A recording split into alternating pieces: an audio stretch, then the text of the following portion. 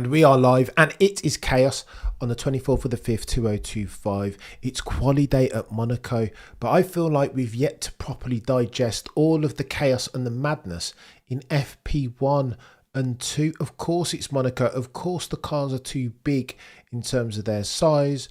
The parameters within which the drivers and teams have to work far too narrow as far as the infrastructure.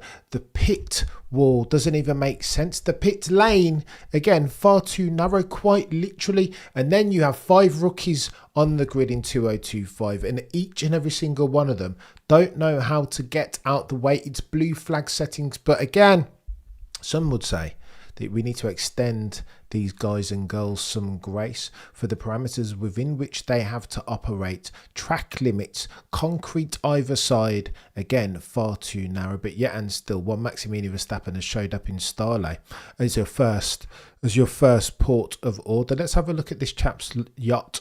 Unleash the Lion, £10 million worth. Please continue. I mean, it's good work if you can get it, eh? It is good work if you can get it. I don't hate that, Joe, but Joe, one day we'll be on there, do you know what I mean? Kikiing it up with Maximilian, maybe. Enough of that before your boy gets too jealous. Let's talk about the specifics. Ollie Behrman gets a 10-place grid penalty for this, and it's a bit techie here.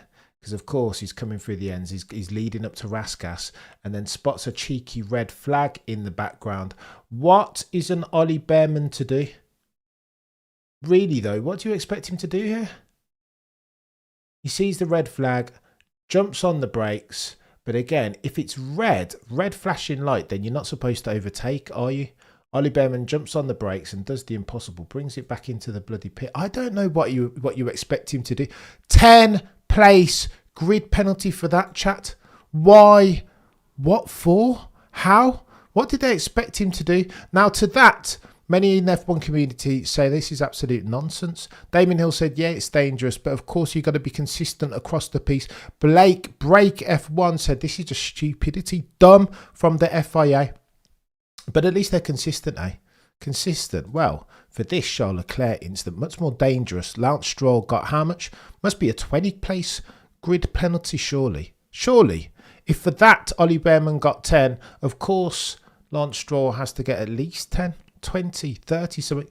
1-place grid penalty for Lance Stroll. Oh, the humanity. But again, the FIA have always been nothing if not consistently inconsistent. I would contend, though, chat, that that's an absolute disgrace. And again, if you fail to learn from the mistakes of the past, you are doomed to repeat them. Monaco is a dangerous place. The director and stewards have to be on their mettle. Each and every single one of them need to have had their Weetabix going into qualifying an FP3 in T-minus 40 minutes. It's going to get techier than techie things.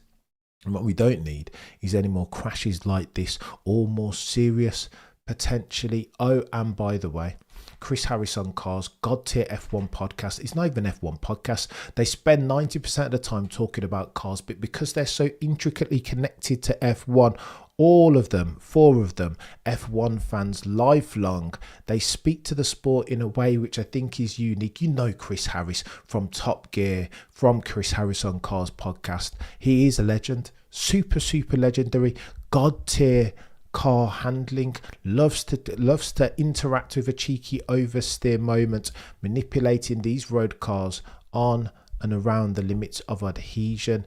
They said some interesting things though, and I want to play them for you and react to them. In the first instance, talking about the circumstance that is Charles Leclerc in his 7th season at that there Scuderia team with them their red cars, yellow badges and black prancing horse atop. Please continue. I don't think I've seen Charles Leclerc so frustrated in my life. It's his 7th season at Ferrari, and he's not going to be world champion this year, is he? And that's it. That's just a fact. Okay, they can turn it around. He is not going to be world champion this year. He's like, what is he, 85 points behind or something? And that's just not going to happen. Whatever. So that's it's his seventh season at Ferrari. And what's he going to do? Go into his eighth, hoping the 2026 Ferrari is going to. Here's one for you, Manish. How many drivers have done a longer stint at Ferrari than that? I'm just trying to think. Gerhardt did. No, not that many. Michael must have. Yeah, only Michael. I can think Michael and maybe Massa. Chaos, ladies and gentlemen of the F1 jury. You mean to tell me that only Michael Schumacher, maybe Massa potentially, have done longer stints at Ferrari than Charles Leclerc? He will be getting impatient. You saw his countenance last Grand Prix at the poor qualifying showing from Scuderia Ferrari. Yet again, this is becoming a habit of underperformance from Scuderia Ferrari. That being said, odds makers quite fancy Charles Leclerc, the specialist around Monaco. 3 out of the last 5 qualifying sessions around this track have gone to him as the pole sitter. Maybe they can get something done. Charles Leclerc now favourite to drop it on pole over Oscar Piastri. That means something, and of course that's at the altar of their suspension, their ability in that SF25 car to ride curbs, geometric racing like it matters around here. It's Rascasse, it's Portier, of course.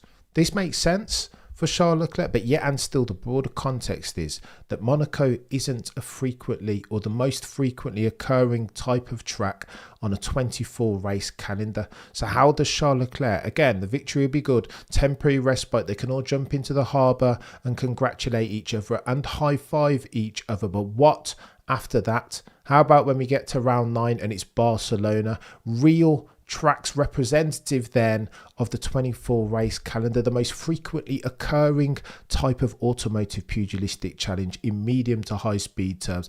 Then all of a sudden the Ferrari will sink to the bottom just like a stone in the Monaco harbour. And then what for Charles Leclerc? He's been there too long. Length of service and tenure, surely he's got to count for something. But there's increasing chatter in and amongst the insiders in the paddock that Charles Leclerc potentially might need to look for pastures anew. I don't know, say a Mercedes or a balls that are red, or I don't know, maybe a McLaren.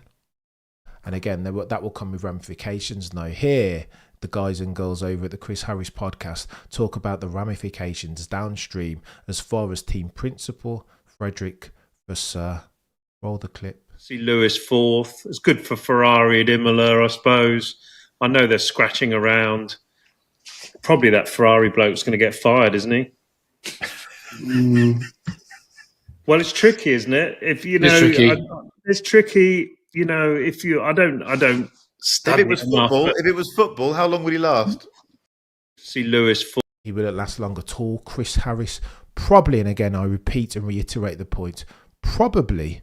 That Ferrari bloke, Frederick Vasseur, mentioned no names, is going to get fired, to which Chris Harris just laughs and nods. This is important for a couple of different reasons. Chris Harris and Manish, both intricately more connected to the insiders in the F1 paddock than you or I or we. Chris Harris is the one doing the biography and or biopic on Luca Montezemolo. Ergo, he's closer to Ferrari than most. And that means a couple of different things. When Luca Montezemolo is telling you about Ferrari, that their red car, yellow badges, black prancing horse atop, that they've lacked leadership of the inspirational variety for some time now. That has to mean something. It feels like he, as an inspirational former head of Ferrari, is indicating, though, calling for the head and the wielding of the sword of Damocles for Frederick Vasseur. And I would concur. It has been shambolic season to date. Round 7, okay, so he's got room for manoeuvre. There is yet still time for redemption over at Scuderia Ferrari, but not a lot of it. If past his prologue, Frederick Vasseur, if he fails to bring home the bacon and a bit of silverware, a couple wins here and there in sprinkles, then it's only a matter of time for Frederick Vasseur. The eventuality will be short and it will be abrupt. Full stop. New paragraph. Let's talk about Senna and Max, because they get onto it. Of course, they're talking about turn 1. Listen, they'll tell, stop Max glazing, Cameron. Well, it's not me this time. I don't want to lean into the accusations too much, so I will defer to those who know more about the sport, and they can talk about the turn 1 instance that was Maximilian Verstappen round the outside to Trailer Park Girls. Turn 1, the Emilia Romagna Grand Prix. Here's what Chris Harris and co had to say. Roll the clip. It was all about that overtake, wasn't it? Bloody incredible, really. And I did watch it, and Max is just a legend, isn't he? Max is just a legend, isn't he? These are coming from 4 patriotic British F1 fans. That was an incredible overtaking manoeuvre round the outside turn 1 on Oscar Piastri. That Max is just a legend. Full stop. New paragraph. Now they get into techier than techie things. Speaking about the car, its handling dynamic, reminiscing on Alex Albon's showing on the High Performance podcast, where he divulges about the handling dynamic of the car and why Maximilian Verstappen is the only one at the balls that are red that can handle and account for it. Continue. Or he reminded me last week that Alex Albon had said about Max's driving style, it's like getting your mouse and turning the sensitivity up to maximum. And if you do that with Max, he just moves it a little bit. Most people just can't control the mouse. And that is the fundamental difference. He can control this car. It's so jittery, so oversteery. A guy like, just look at the number of people who can't get close to him. And there is something odd about the car and the way that it works and the way that it's dialed in, because no one can get close to him. It'd be lovely to put Alonso in the car. He's better than Senna. No. Yeah, I think he's better than Senna, yeah. Yeah. Oh, the humanity. Did you hear that final stanza from 2 of the co-hosts? I think he's better than Senna. I need to replay that. It comes thick and fast, discreetly, for the discerning eyed amongst us only. But listen, this is important now, because this is a conversation that's going to continue and bubble. Listen again. So jittery, so oversteery. A guy like, just look at the number of people who can't get close to him. And there is something odd about the car and the way that it works and the way that it's dialed in, because no one can get close to him. It'd be lovely to put Alonso in the car. He's better than Senna. No. Yeah, I think he's better than Senna, yeah. Yeah. We have ourselves consensus, ladies and gentlemen. 2 of the 4 on the Chris Harris podcast saying that Maximilian Verstappen is now in his final form, 27, soon to be 28 years old, better than Ayrton Senna. Oh, the humanity. What are we doing here, chat? People are coming on board now. And again, for context, this is important, that the messenger, as much as the message, is really the topic that we're talking about here. These guys are Brits, patriotic ones, now talking about Maximilian Verstappen on the same level or higher than the goatiest of goats to have ever goated as far as F1 pedalling. Ayrton Senna, oh the humanity, what are we doing here? They get into an argument shortly thereafter about whether turn 1 was all Maximilian Verstappen, as some Maximilian Verstappen naysayers have said that Oscar Piastri has an equal part to play in that overtaking manoeuvre, played far too nice and loose, too soft in his defence, too early to the tune of 10 metres on the brakes. So therefore it wasn't a brilliant Max Verstappen move. It was more characterised better as a drop, as an Oscar Piastri dropping the ball. Chris Harris, again, head honcho on the Chris Harris on Cars podcast, responds to that as follows. Please continue.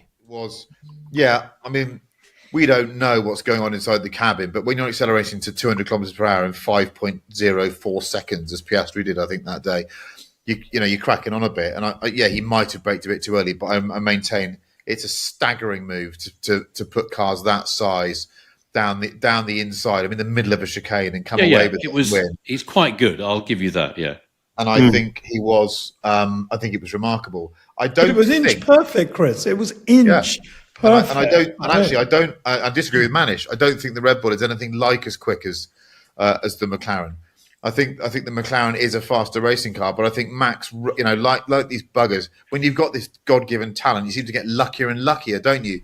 So what happened was Max got this lovely buffer when McLaren pitted Piastri early before going through the graining. So McLaren ballsed up Piastri's race. I think he could have won it, actually. But I think the combination of his head being a bit fried after that first corner and the early pit stop meant that Max could run off into the distance. He got his buffer, and then from there on, he could just manage it. But I have to say, he's the measure of a Formula One driver and his pomp is when they outperform their car, isn't it? Yes. And if the car was as good as the McLaren, wouldn't Tsunoda not be in such a pickle with it? Inch perfect. That's what jumps off the page out of me. Maximilian Verstappen, notwithstanding all of Oscar Piastri's early braking, in order to get that done, turn 1, Emilia Romagna Grand Prix last weekend, he needed to be inch perfect. Now, let me say for the avoidance of doubt, this is really important. Max, of course, did the reconnaissance laps and he was super aggressive on the brakes then. So he had in there, in his data bank, the mechanical and aerodynamic due diligence requisite to get that move done. But yet and still, that's the surface layer. Ground zero layer, as far as the skills requisite to be able to make and execute that maneuver, is all of the time banked, all of the Jos Verstappen coming in and saying, you know what, son, stay out there on your slicks in the wet, keep going round, keep understanding, keep learning how to manipulate the car in and on around the limits of adhesion, data bank it, fine tune that internal gyroscope so you know when the car's about to break traction just before it does, so that therefore going forth shortly thereafter you can weaponize it. That's who Maximilian is and has become. Visual says the goatiest of all goats is Schumacher. Neil says everybody talks about how great Sainz is at car development. Who developed the SF25? Well, true. Well, I suppose if you're going to critique Carlos Sainz Jr., it's his ability to about turn in real time, right? To steer the chip in the right direction as far as design philosophy. Joanna, you're an absolute legend. It's going to get techier than techie things in T-minus 26 minutes when we go live to cover an all-important FP3 under the umbrella heading of which one of these guys of the 20 on the grid is going to put it on pole and so stack their odds in their favour as far as the probability of gaining 25 points over the course of a fraught with danger Monaco Grand Prix race weekend. But I digress.